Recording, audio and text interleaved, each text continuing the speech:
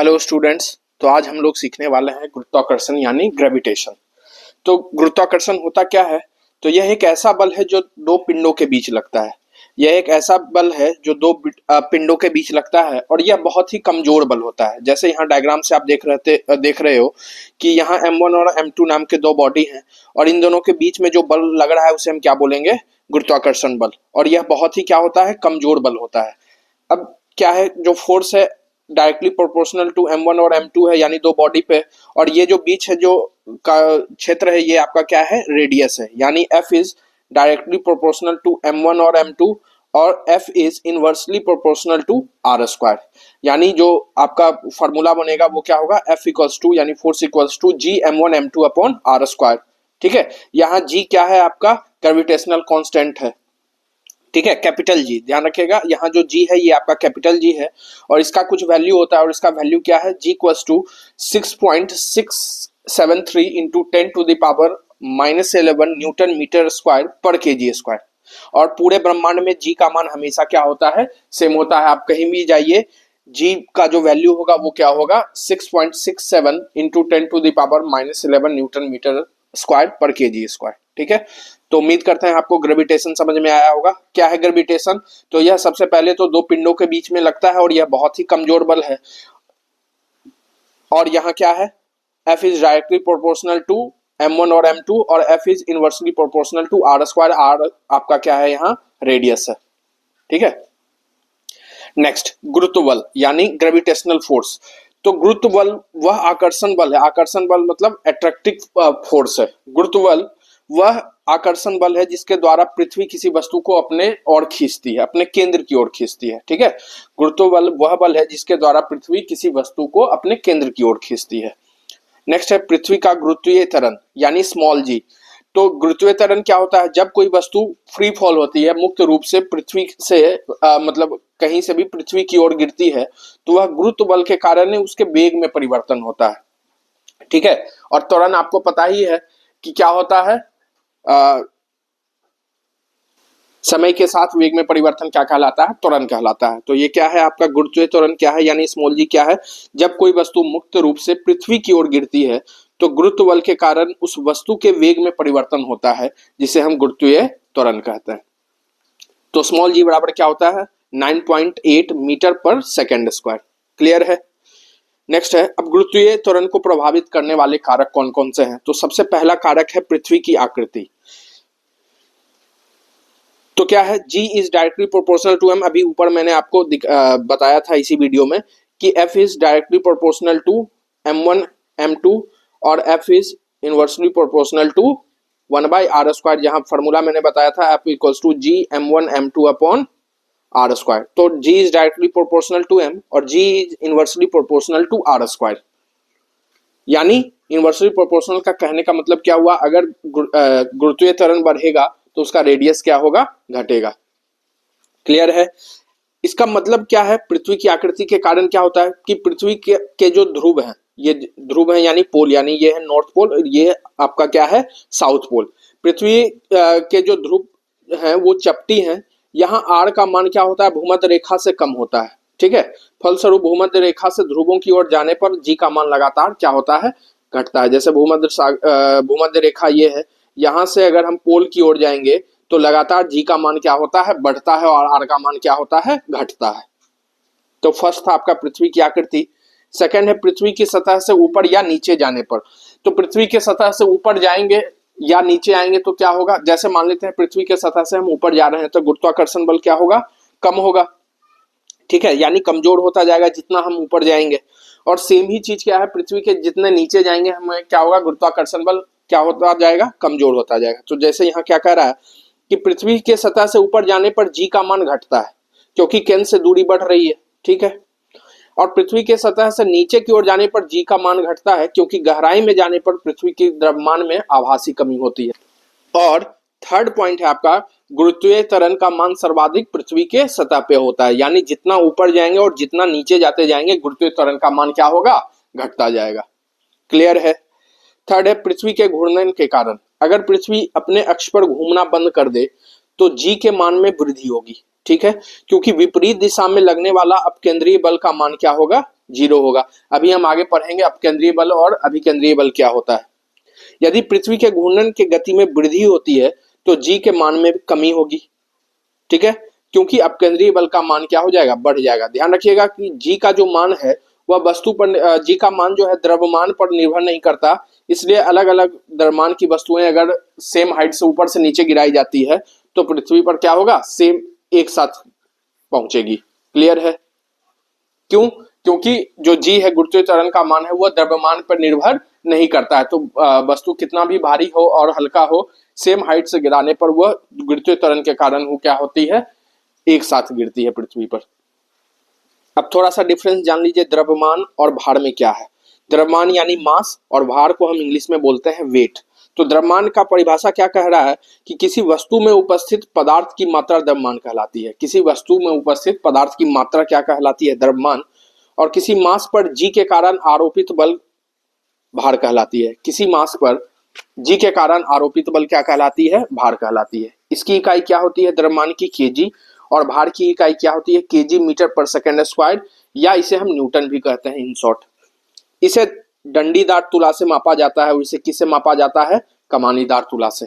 तो ये कुछ बेसिक डिफरेंस थे द्रव्यमान और भार में।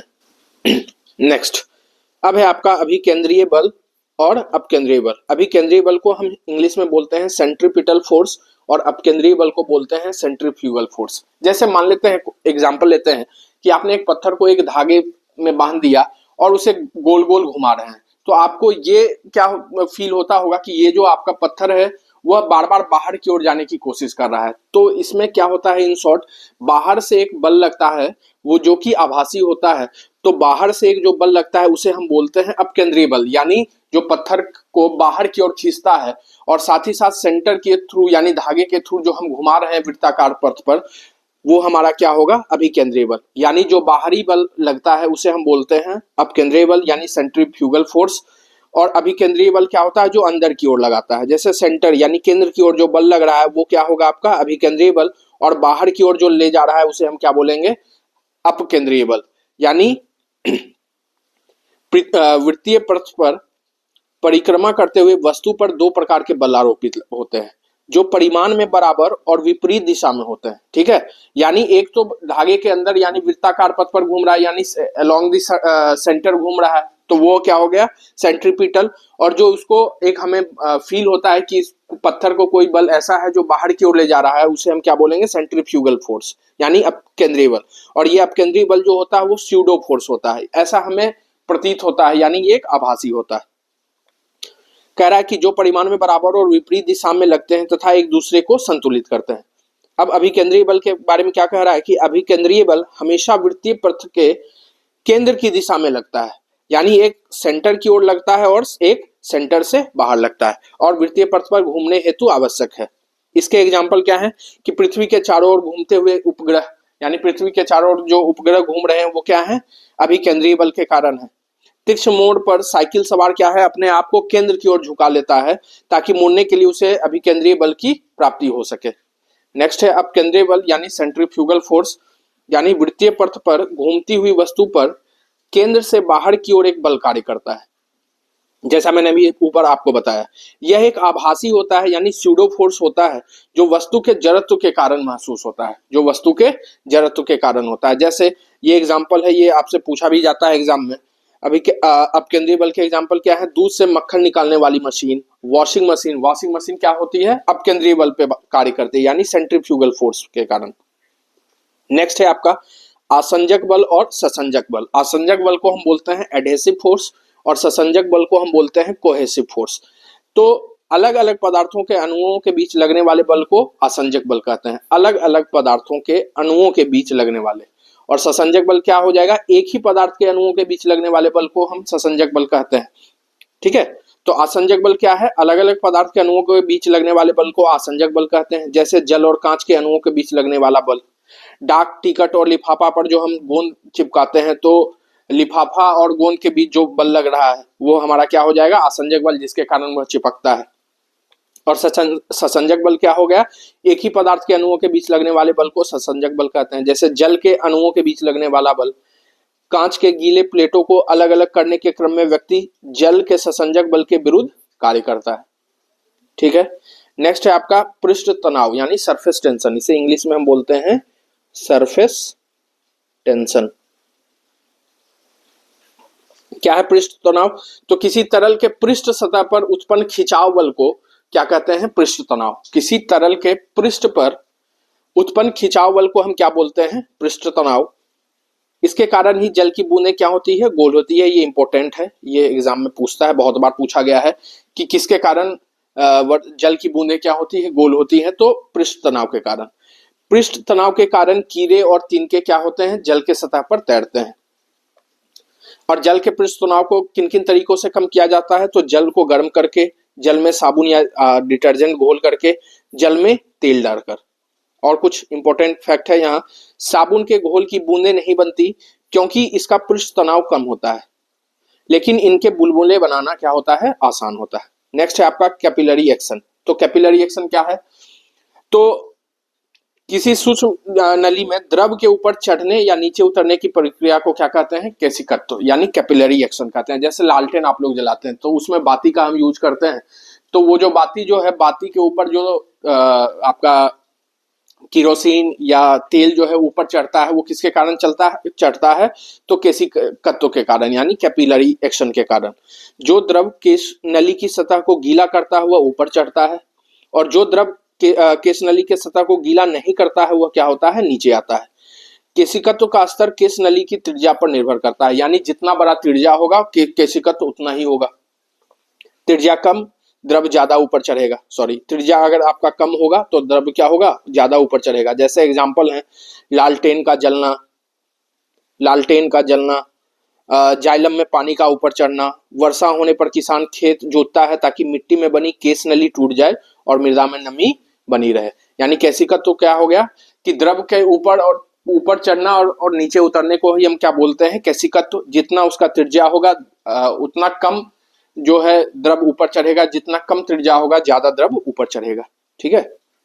नेक्स्ट है श्यानता। श्यानता को हम इन शॉर्ट कह सकते हैं गाढ़ापन। जो जितना गाढ़ा होगा उतना ही श्यान होगा। जैसे द्रव और गैसों का वह गुण जिसके कारण वो अपने बहने की गति का विरोध करता है, क्योंकि आपको पता है जो जितना गाढ़ा होगा वो उसे उतनी ही कठिनाई होगी बहने में। और अगर हम तापमान बढ़ाते हैं तो श्यानता को क्या किया जा सकता है? कम किया जा सकता है। बादल वायु की श्यानता के कारण ही धीरे धीरे नीचे आता है और हमें तैरता हुआ क्या होता है? प्रतीत होता है। ठीक है। नेक्स्ट है घनत्व और श्यानता में सीधा संबंध नहीं है। ये यूपीएससी का क्वेश्चन है कि क्या घनत्व और श्यानता में सीधा संबंध है? तो ध्यान रखिएगा, घनत्व और श्यानता में सीधा संबंध नहीं होता। ये दो अलग अलग भौतिक राशियां होती है। तो उम्मीद करते हैं आपको ग्रेविटेशन समझ में आया होगा। जितने भी फोर्सेज हैं, centrifugal force, centripetal force, surface tension, viscosity, ये सब आपका क्लियर हुआ होगा। तो ज्यादा से ज्यादा वीडियो को शेयर कीजिए, सब्सक्राइब कीजिए और पूरे वीडियो को देखिए। तो आज के लिए इतना ही, मिलते हैं अगले क्लास में। अगले क्लास में हम लोग पढ़ेंगे sound and wave. Thank you class.